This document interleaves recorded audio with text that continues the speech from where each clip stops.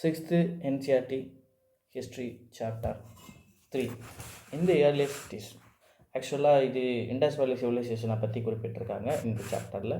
என்னென்ன கொடுத்துருக்காங்க, எது பேசியிருக்காங்க அப்படிங்கிற விஷயங்களை நம்ம பார்க்கலாம். First the story of Harappa. Very often, ரொம்ப பழைய வருஷத்தில் old buildings have a story to del.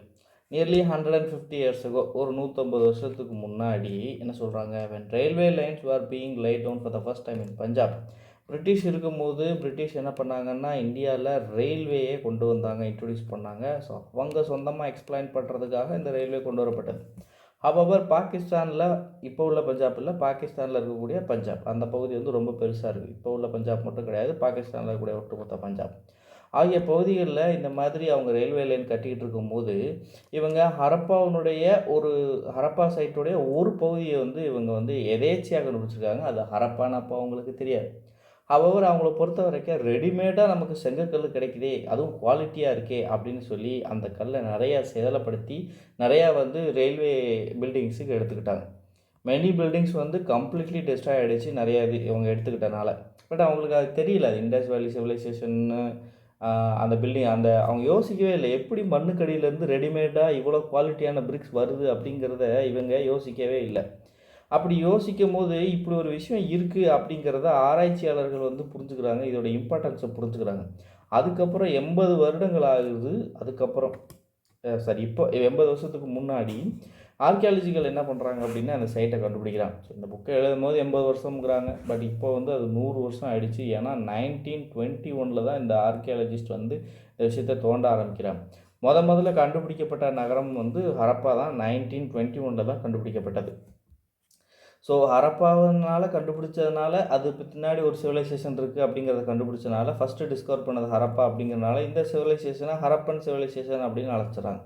But ஆதி காலத்து இந்த மாதிரியான நாகரிகங்கள் அனைத்துமே ஏதோ ஒரு ஆறின் அடிப்படையில் தான் வந்து உருவாயிருக்கும். ஆற்று சமவெளிகளில் தான் வந்து மனிதர்கள் வந்து செட்டில் ஆயிருந்தாங்க. ஸோ அப்போ அந்த ஆறு என்னது அப்படின்னா இண்டஸ் அப்படின்னு சொல்லி சொல்கிறாங்க, சிந்து நதியும் சொல்கிறாங்க.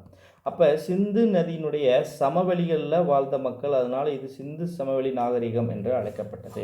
அதற்கு இன்னொரு பெயர் ஹரப்ப நாகரிகம் என்றும் அழைக்கப்படுகிறது. இந்த சிட்டிஸ் கிட்டத்தட்ட 4700 ஆண்டுகளுக்கு முன்பு உருவாக்கப்பட்டதாகும். சரி, அப்படி புகழ்கிற அளவுக்கு இந்த சிட்டிஸில் என்ன இருக்குது? சிட்டியை பொதுவாக 2 அல்லது அதுக்கு மேற்பட்ட பகுதிகளாக பிரித்து கொள்கிறாங்க. என்னுடைய மேற்கு பகுதி சிறியதாகவும் உயர்ந்ததாகவும் இருக்குது, அதாவது அளவில் சிறியதாகவும் உயரத்தில் ஜாஸ்தியாகவும் இருக்குது. அதே கிழக்கு பகுதி ஈஸ்டர்ன் சைடு வந்து ரொம்ப பெருசாகவும் லோயராகவும் இருக்குது.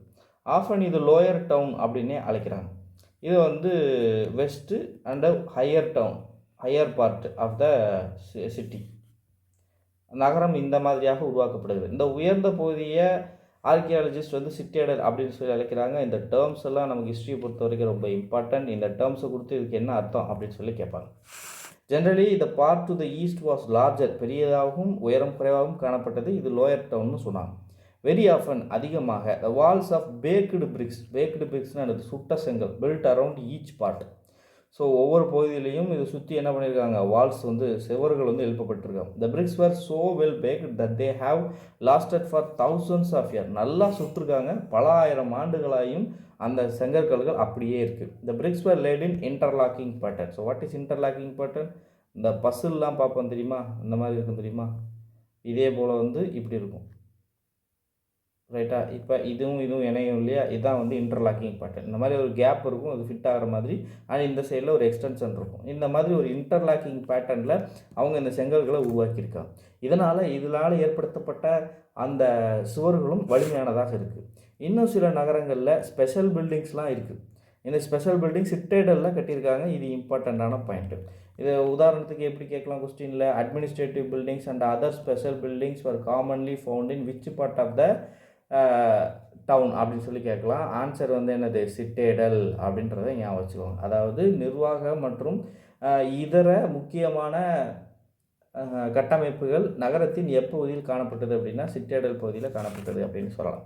ஃபார் எக்ஸாம்பிள் இன் மொஹஞ்சதாரோவில் எக்ஸாம்பிள் சொல்கிறாங்க இல்லையா, very special tank which archaeologist call the great bath, பெருங்குளம் அப்படின்னு அழைக்கப்படக்கூடிய ஒரு பெரிய குளம் வந்து கண்டுபிடிச்சிருக்காங்க. This was lined with bricks, சுற்றி வந்து லைனில் கோட் பண்ணியிருக்காங்க, பிரிக்ஸ்னால் கட்டப்பட்டிருக்கு. And made up of natural tar. Water tight ஆகும், ஏன்னா தண்ணி லீக் ஆகக்கூடாது இல்லையா, அதனால என்ன பண்ணியிருக்காங்கன்னா பிட்டுமன்னு அழைக்கப்படக்கூடிய இயற்கை தாரை பூசி இதை வந்து வாட்டர் வந்து வெளியே போகாத அளவுக்கு இதை கன்ஸ்ட்ரக்ட் பண்ணியிருக்காங்க. There was steps leading to the town to it from 2 sides. 2 பக்கங்களும் வந்து நம்மளால் போக முடியும் இந்த குளத்துக்கு. அதுக்கேற்ற மாதிரி ஸ்டெப்ஸ் வந்து அமைச்சு கொடுத்துருக்காங்க. அண்டு ஓரங்களில் ரூம்ஸ் இருக்குது, ப்ராபப்ளி அது உடை மாற்றுறதுக்காக இருக்கலாம் அப்படின்னு சொல்லி எதிர்பார்க்கப்படுகிறது. அண்ட் வாட்டர் வந்து பக்கத்தில் இருக்கிற கிணறுகள் மூலமாக எடுத்துகிட்டு வரப்படுகிறது அப்படின்னு நம்பப்படுறது. Perhaps important people took a dip in this tank on special occasions. இது வந்து இந்த காலகட்டங்களில் இந்த மாதிரியான பெருங்குளங்கள் வந்து எதுக்கு பயன்படப்படுகிறது, ரிலீஜியஸ் செரமனிஸ்க்காக நம்ம வந்து அந்த புனித நீராடல் செய்வோம் இல்லையா, அந்த நேரங்களில் இது பயன்படுத்தப்படுது. ஒருவேளை இது ஆதி காலங்களில் அந்த மாதிரியான ஒரு ரிச்சுவலுக்காக பயன்படுத்தப்பட்டிருக்கலாம் அப்படிங்கிற ஒரு கணிப்புக்கு வராங்க. அதர் சிட்டிஸ், இன்னும் சில சிட்டிஸ் இருக்குது, காளிபங்கன், லோத்தல் ஆகிய பகுதிகளில் ஃபயர் ஆல்டர்ஸ் வந்து காணப்பட்டிருக்கு, where sacrifices have been performed. And some cities like Mohenjo-daro, Harappa and Lothal had elaborate storehouses. அதாவது தானிய கிடங்குகள் வந்து இந்த பகுதிகளில் அதிகமாக காணப்பட்டிருக்கு. இதுதான் அந்த பெருங்குளத்தினுடைய அந்த அமைப்பு எப்படி இருக்குது பாருங்கள். அந்த இது வந்து 4000 வருஷத்துக்கு முன்னாடி கட்டினாங்க அப்படிங்கிறத நம்ப முடியுதா, அப்படி கட்டியிருக்காங்க, அவ்வளோ அழகாக இருக்குது. அந்த காலத்தில் இவ்வளோ பெரிய கட்டமைப்புகள் இருந்தது வந்து அசாத்தியம்தான். ஹவுஸ், ட்ரெயின்ஸ் அண்ட் ஸ்ட்ரீட்ஸ், வீடுகள் எப்படி இருந்திருக்கு. நிறைய houses were either 1 or 2 stories, 1 இல்லது 2 மேல்மாடிகளை கொண்டு இருக்குது. With rooms built around a courtyard. ஒரு கோர்ட்யார்ட் இருக்கும், கோர்ட்யார்ட்னா காமனாக இருக்கக்கூடிய பகுதி, அதை சுற்றி வந்து ரூம்ஸ் வந்து காணப்படுறது. And most houses had a separate bathing area and some had wells to supply water. நிறையா வீடுகளில் தனியாகவே குளியறையில் இருந்திருக்கு. அண்டு நீர் வழங்குறதுக்குன்னு தனியாக வந்து கிணறுகள் வந்து இருக்குது.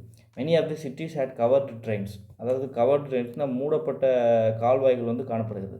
How carefully these were laid out in straight lines. இது எல்லாமே மிக நீண்ட நெடிய அந்த நேரான கோட்டில் அது வந்து உருவாக்கப்பட்டிருக்கு.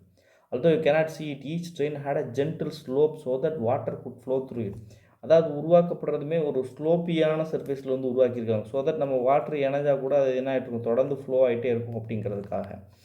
Very often drains in houses were connected to those on the streets and smaller drains led into bigger ones.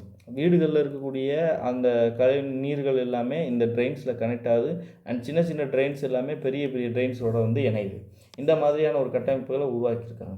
And trains வந்து மூடி இருக்கிறனால அதை அப்புறம் ஒரு குறிப்பிட்ட டைமுக்கு ஒரு தடவை ஆய்வு செய்வதற்காக மேன்ஹோல்ஸ் வந்து ஏற்படுத்தியிருக்காங்க. மேன்ஹோல்ஸ்னால் இப்போ நம்ம பாதாள சாக்கடைனால இந்த ஒரு சிம்பிள் தான், அந்த இதுதான் வரும், இப்படி இருக்கும்ல, இது வந்து என்னது, அதை தோண்டி அதை ஓப்பன் பண்ணி, அது டோர் மாதிரி இருக்கும், அதை ஓப்பன் பண்ணி அதில் உள்ள அடைப்பு எல்லாத்தையும் நீக்கிறதுக்காக வச்சுருப்பாங்க.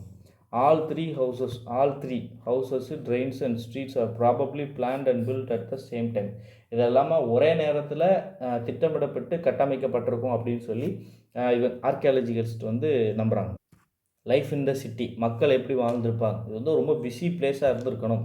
People have planned the construction of special buildings, முக்கியமான கட்டடங்களையும் இவங்களுக்கான கட்டடமைக்கிறதுக்கும் திட்டமிட்டிருக்காங்க. திஸ் வேர் ப்ராபப்ளி இது ரூலர்ஸ். ஸோ இப்போ ரூலர்ஸ் இல்லாமல் இது நடந்திருக்க வாய்ப்பு இல்லை. ஸோ பாசிபிளி இங்கே ரூலர்ஸ் இருந்திருக்கணும். It is likely that the rulers sent people to distant lands to get metal, precious stones and other things that they wanted. அதாவது மெர்ச்சன்ட்ஸ்னு வச்சுக்கோங்களேன், ட்ரேடர்ஸ்னு வச்சுக்கோங்களேன். They may have kept that most valuable objects such as ornaments of gold and silver or beautiful beds for themselves. And there were scribes, people know how to write, எப்படி எழுதணும்னு அவங்களுக்கு தெரிஞ்சிருக்கு. நீங்கள் கீழடி ஆய்வகத்துக்கு போனீங்க அப்படின்னா ஹரப்பா நாகரிகத்தில் கிடைத்த எழுத்துக்களும் அண்டு கீழடியில் காணப்பட்ட எழுத்துக்களும் வந்து கிட்டத்தட்ட ஒரே மாதிரி இருந்ததாக ஆய்வுகள் வந்து தெரிவிச்சிருக்காங்க.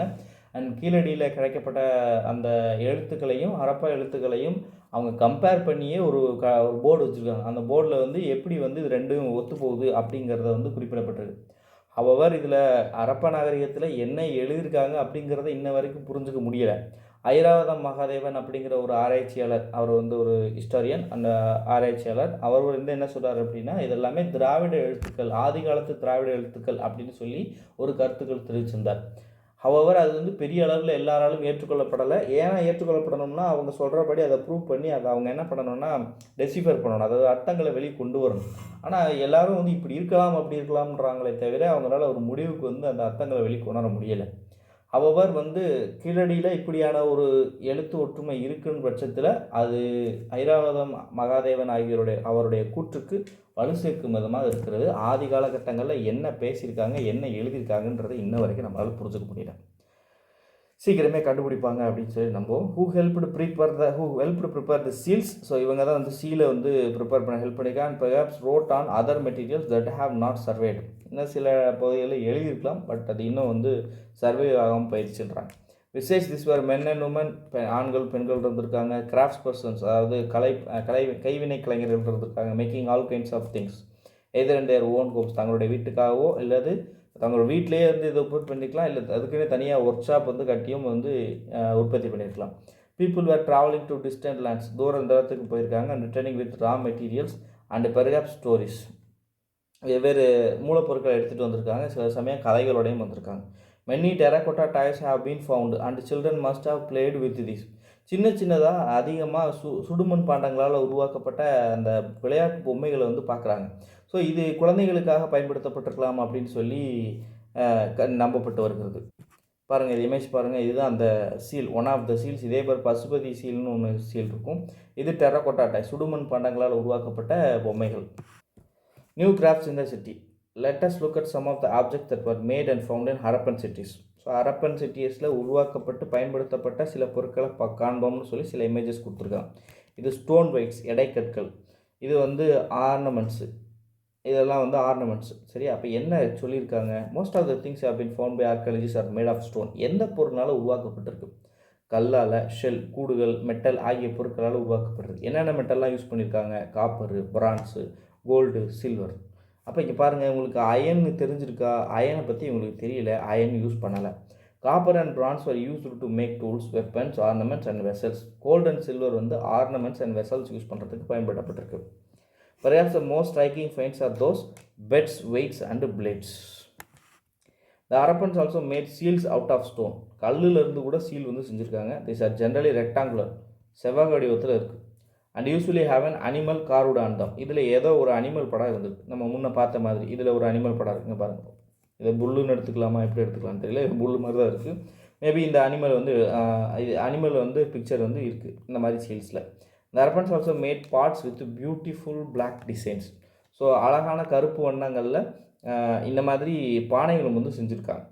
Cotton was probably grown at Mehrgarh from about 7000 years ago. 7000 ஆண்டுகளுக்கு முன்பாகவே காட்டன் வந்து மேரகார் பகுதியில் வந்து உற்பத்தி செய்யப்பட்டிருக்கு அப்படின்னு நம்பப்படுகிறது. Actual pieces of the cloth are found attached to the lid of the silver vase and some copper objects at மொஹஞ்சதாரோ. இதெல்லாமே சில இடங்களில் கிடைச்ச கண்டுபிடிப்புகள். Archaeologist have found spindle whorls. Spindle ஓட்ஸ்னால் என்னது?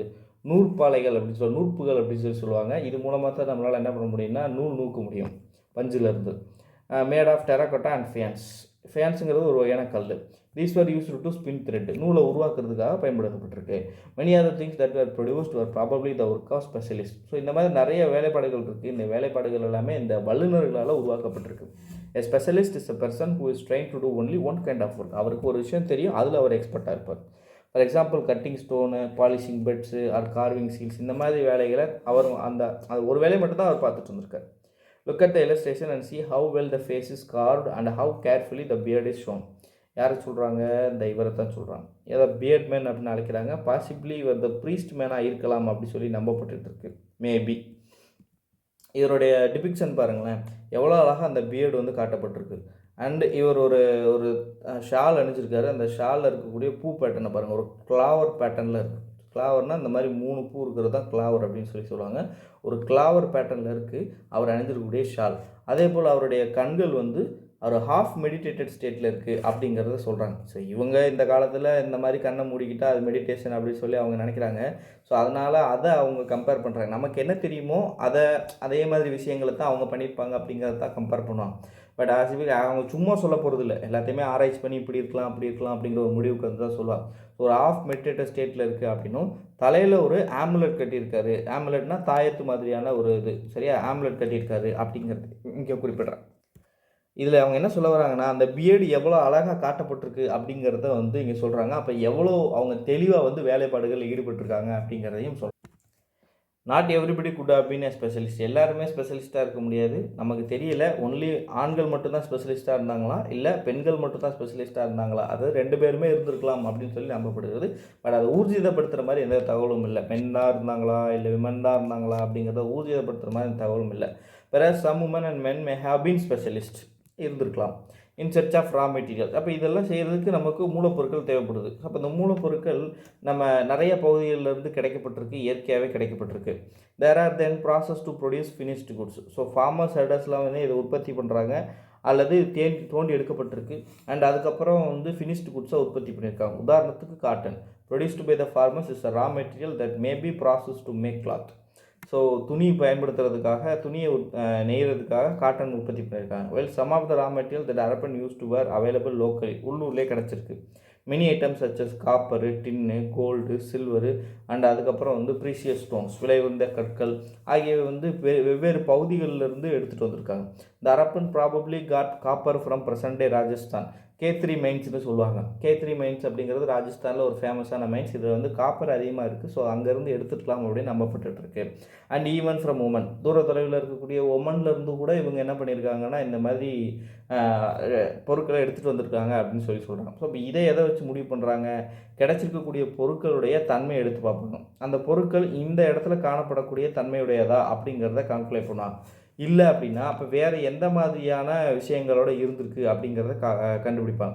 பொதுவாக இந்த மாதிரி இப்போ ஐவிசி இருக்குன்னா அதுக்கு கண்டெம்பரரியாக முன்னதாகவோ பின்னதாகவோ இல்லை கண்டெம்பரரியாக இருக்கக்கூடிய நாகரிகங்கள் எந்தெந்த நாடுகள் இருந்துச்சோ அந்த நாடுகளோட இவங்க கம்பேர் பண்ணுவாங்க. ஏன்னா பாசிபிளி அவங்க 2 பேர்த்துக்கும் ட்ரேட் ரிலேஷன் இருந்திருக்கலாம். அதனால் இவங்க ஊர் இந்த ஊரை சேர்ந்த பொருள் இல்லை அப்படிங்கிறத புரிஞ்சுக்கிட்டாங்கன்னா இப்போ பாசிபிளி இவங்களோட பொருளாக இருக்கலாம் அப்படிங்கிறத செக் பண்ணுவாங்க. அப்படி செக் பண்ணும் போதோ அண்ட் அதே போல் நம்மளுடைய பொருட்கள் உதாரணத்துக்கு இந்த இடம் இதுக்கானது அப்படிங்கிறத பிரத்யேகமாக காட்டக்கூடிய பொருட்கள் நிறைய பொருட்கள் வேறு பகுதிகளில் கிடச்சிருக்கலாம். உதாரணத்துக்கு ஒமன் பகுதிகளில் ஹரப்பா சிவிலைசேஷனை சேர்ந்த இந்த சீல்ஸ் வந்து கிடச்சிருக்கு அப்படிங்கிறத வந்து வெளிப்படுத்தியிருக்காங்க. அப்படின்னா பாசிபிளி அவங்க 2 பேர்த்துக்கும் ஒரு ட்ரேட் இருந்திருக்கணும் அப்படிங்கிறத இங்கே குறிப்பிட்டிருக்காங்க. இன் வெஸ்ட் ஏஷியா டின் வந்து எங்கேருந்து எடுத்துகிட்டு வந்திருக்காங்க? Mixed with copper to produce bronze. டின்னையும் காப்பரையும் சேர்த்து பிரான்ஸ் வந்து உருவாக்கியிருக்காங்க. And may have been brought from present day Afghanistan. ஆப்கானிஸ்தான்லேருந்து எடுத்துகிட்டு வந்திருக்கலாம், ஈரான்லேருந்து எடுத்துகிட்டு வந்திருக்கலாம். Gold could have come all the way from present day கர்நாடகாவிலேருந்து கோல்டு வந்திருக்கலாம். And precious stones from present day Gujarat, Iran and Afghanistan. விலை உயர்ந்த கற்கள் ஆகிய பகுதிகள், அதாவது குஜராத், ஈரான் மற்றும் ஆப்கானிஸ்தான் ஆகிய பகுதிகளில் வந்து வந்திருக்கலாம். ஸோ இதை பாருங்கள், இது ஒரு டெர்ராகட்டாவில் செஞ்ச ஒரு டாய், மாட்டு வண்டி மாதிரி இருக்குது பாருங்கள், எவ்வளோ அழகாக செஞ்சுருக்காங்க பாருங்கள், சின்னதாக அழகாக இருக்குது பாருங்கள். அடுத்து food for people in the cities. while many people lived in the cities, நகரங்களில் வாழ்ந்த போதிலும் others living in the countryside grew crops and reared animals. So கிராமப்புற பகுதிகளில் வாழ்ந்த மக்கள் வந்து பொருட்களை விவசாயம் பண்ணிக்கிட்டு விலங்குகளை மேய்ச்சிக்கிட்டு வந்திருக்காங்க. இவங்க ஃபார்மர்ஸ் அண்ட் ஹெர்டர்ஸ்னு அழைக்கப்படுறாங்க. இவங்க தான் கிராஃப்ட் பர்சன்ஸ், ஸ்கிரைப்ஸு, ரூலர்ஸ். சிட்டிகளில் வாழக்கூடிய மக்களுக்கு வந்து உணவுகள் அளிக்கிறாங்க. இன்ன வரையிலையுமே சிட்டிஸில் இந்த மாதிரியான உற்பத்திகள் வந்து கம்மியாக தான் காணப்படும். சிட்டிகளை சுற்றி இந்த சப்பர்பனுக்கு வெளியே இருக்கக்கூடிய பகுதிகளிலையும் இருந்து தான் இந்த மாதிரியான ஃபுட் ப்ராடக்ட்ஸ் எல்லாமே, இமீடியட் ஃபுட் ப்ராடக்ட்ஸ் எல்லாமே சப்ளை ஆகும். We know from the remains of plant that the Harappans grow wheat, barley, pulses, peas, rice, sesame, linseed and mustard. So இந்த பகுதியில் தோண்டி எடுக்கும்போது கிடைக்கப்பட்ட அந்த எச்சங்கள், உணவு எச்சங்கள்லேருந்து கண்டுபிடிக்கும் போது இவங்க என்னென்ன பயிர்கள் வந்து விதைச்சிருப்பாங்கன்னா கோதுமை, பார்லிங்கிறது வார்கோதுமை, பல்சஸ் பருப்பு வகைகள், பீஸ், அப்புறம் அரிசி, செசமே எள்ளு, அப்புறம் லின்சீட் அண்ட் மஸ்டர்ட் ஆகிய விஷயங்கள் பயன்படுத்தியிருக்கலாம் நம்பப்படுது. நியூ டூல் ப்ளஃப்னா என்ன அர்த்தம்? அந்த உழவு செய்யக்கூடிய கருவி was used to dig the earth for turning the soil and planting seeds. அப்போ இறுக்கமான மண்ணை வந்து உடச்சி அதை வந்து வேர்கள் ஊடுருவதுக்கு ஹெல்ப் பண்ணுறதுக்காகத்தான் இந்த உழவு கருவிகள் பயன்படுத்தப்படுகிறது. அப்போ விவசாயத்தை மேம்படுத்துறதுக்காக இந்த ப்ளஃப் டூல்ஸ் வந்து பயன்படுத்தப்பட்டிருக்கலாம் அப்படின்னு நம்பப்படுது. while real plows which were probably made of wood, உண்மையான அந்த உழவு கருவிகள் வந்து மரக்கட்டைகளால் செய்யப்பட்டிருக்கலாம். have not survived. Toy models have been found. So இதுவரை கண்டுபிடிக்கப்படலை, கிடைக்கல. ஹவவர் இந்த நம்ம டாயில் செஞ்சுருக்கிறது எல்லாமே வந்து அந்த மட்பாண்டங்கள், சுடுமண் பாண்டங்கள்லாம் செஞ்சுருக்காங்க. this region does not receive heavy rainfall. இந்த பகுதி வந்து அதிக மழை பொழிவு பெறாது. some from the irrigation may have been used. So அப்போ நீர்ப்பாசன வசதிகள் ஆறுகள்லேருந்து பயன்படுத்தியிருக்கலாம்.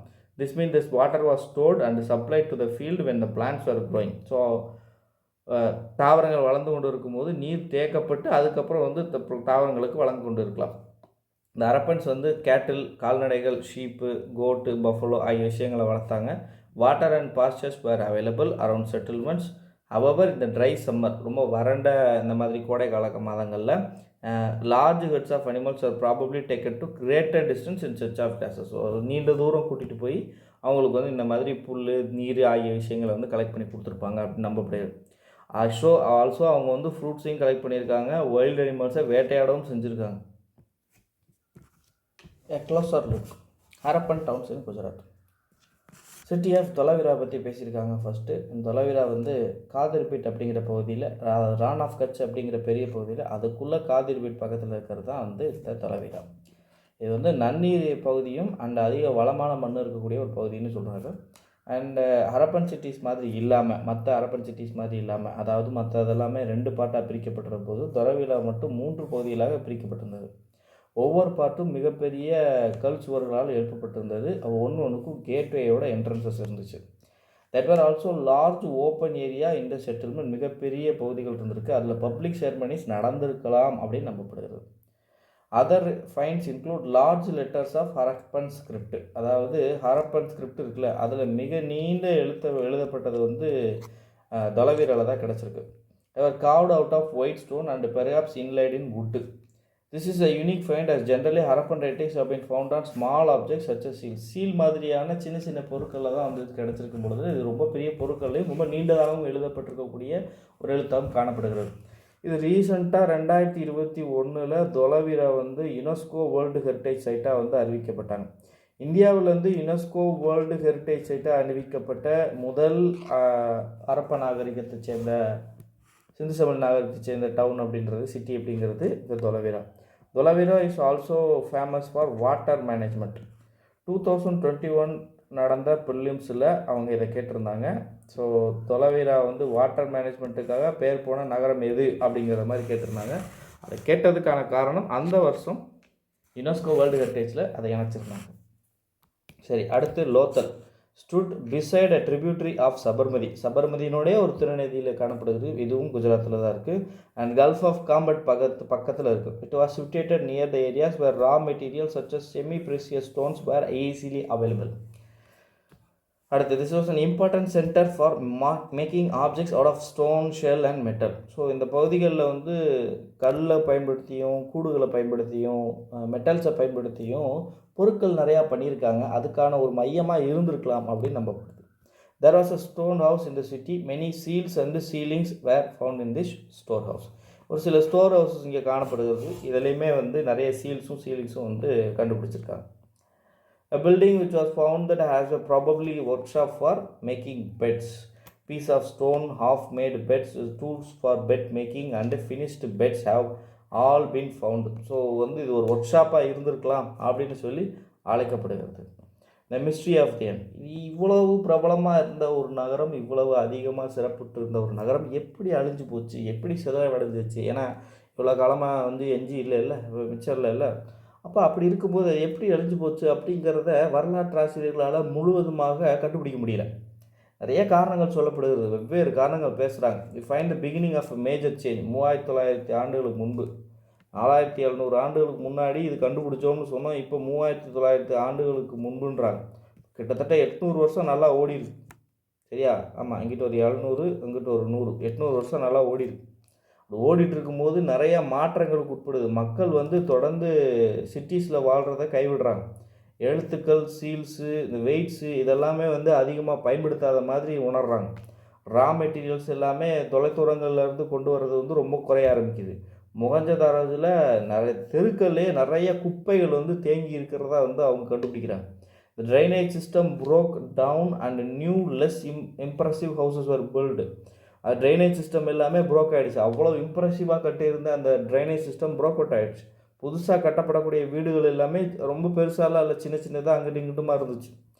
அண்டு சில இதெல்லாம் நகரத்து மேலே, அந்த தெருக்கள் மேலேயே கட்டியிருக்காங்க, தெரு ஓரத்தில் இல்லாமல். அதாவது தெருக்கள் இருக்குது அப்படின்னா, தெரு சாலைகள் இருக்குது அப்படின்னா இப்படி தான் வீடு கட்டுவாங்க. ஆனால் இங்கே எப்படி வீடு இருக்காமா, இப்படி கட்டியிருக்காங்க வீடு அப்படிங்கிறாங்க. சில வீடுகள்லாம் தெருக்கள் மேலேயே இருந்திருக்கு.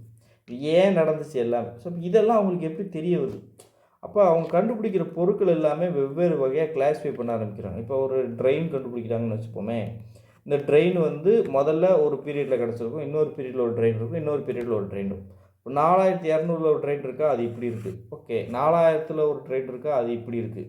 3900 ட்ரெயின் கிடச்சிருக்க ட்ரெயின் எல்லாமே ஏன் டேமேஜ்டாக இருக்குது அப்படின்னு ஒரு முடிவுக்கு வராங்க.